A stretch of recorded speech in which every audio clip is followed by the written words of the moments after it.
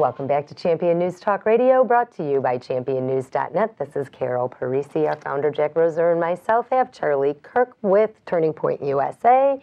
And we're talking about schools, the youth.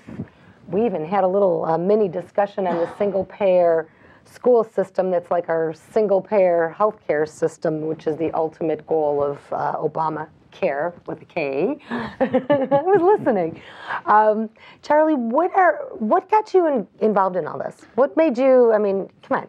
You were, what, 18 when you got involved in this? I've always had a natural interest in history and civics. But don't you like to play video games and go out and party with your friends? And I mean, he played a lot of sports. I was Eagle Scout. I didn't say sports. I said video games. Well, I was very busy. You know, I had an intensive Eagle Scout project that took a lot of my time last summer, and you know, I was football captain, basketball. I always kept busy, and when I graduated high school, I felt a moral prerogative to get something going for my generation.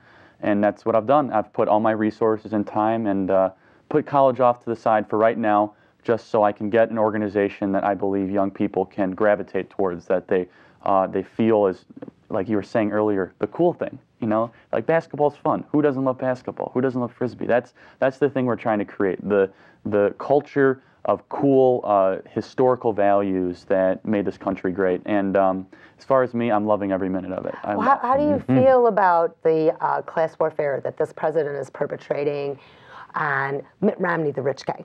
I mean, right. I mean, I know when I was growing up, I wanted to be the rich guy, you know, and have the cool cars and the houses. Be who? The rich gal. Oh, okay. The rich gal. But you know what I'm saying. We like to look at it, you know, America's opportunity society, and we even twist it even farther. What's the real warfare? It's intergenerational warfare, which is going on. The elite in Washington has declared a crusade on the children of tomorrow, with high debts, a stagnant economy, recession after recession, regulation. I mean, if I want to start a business right now, it's nearly impossible with the mandates from the Health and Human Service Department, the new Obamacare taxes, the EPA. If I want to get into coal in West Virginia, I should never even start.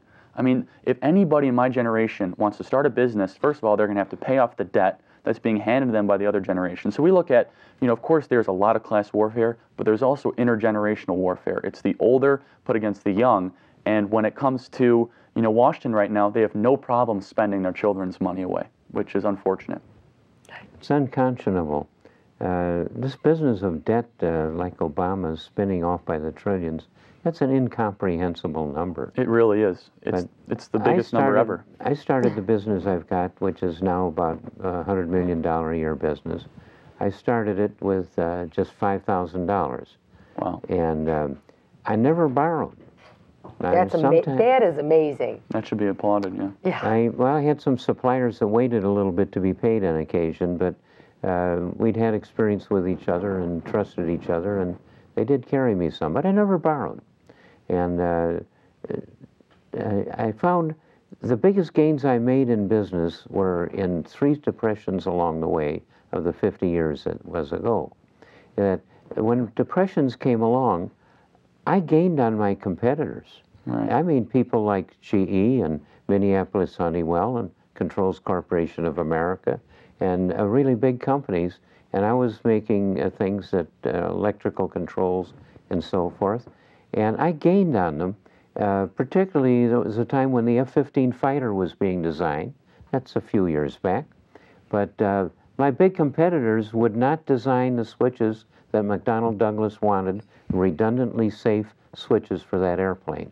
Why? And they were in a depression, and they weren't going to spend the money in engineering. And they had a crazy idea that engineering ought to be some small percentage of sales.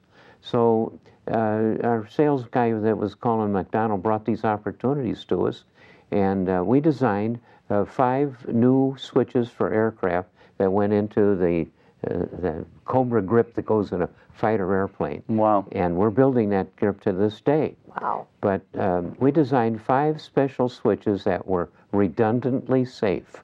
We upped the quality of what went into airplanes tremendously. Wow. And my rich competitors, big competitors, were worried about something else in the world, and they were letting people go, and they were cutting back on their engineering departments. And I went through 3 depressions like that. And it really amazed me that money fell on my head in a depression. Well, my business did slow up some, but the receivables and the payables changed a lot, and those count as money, and you've already paid the taxes on them. Right. And as the level of them goes down, cash came into my hand. There were depressions, and I had money to invest. It took me a while to figure out how this was working. But a big part of it is, if you go in debt, it scares the hell out of you, and you don't make good decisions. Right. Well, you come from a place of fear, and then you make good, like you said, Right. good decisions. You're trying to play catch up. In honor of the founding documents, Thomas Jefferson said, "Debt is the slavery of the free."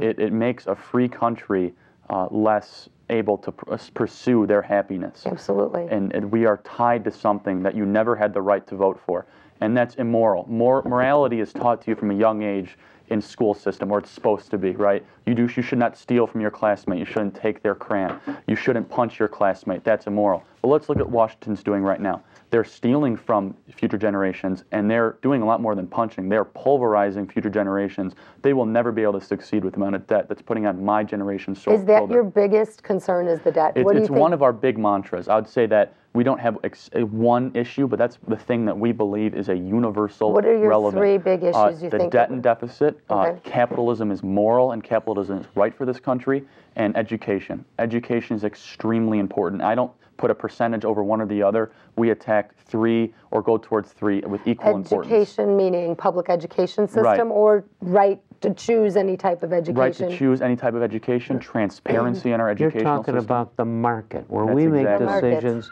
instead of having a gauleiter make the decisions for us.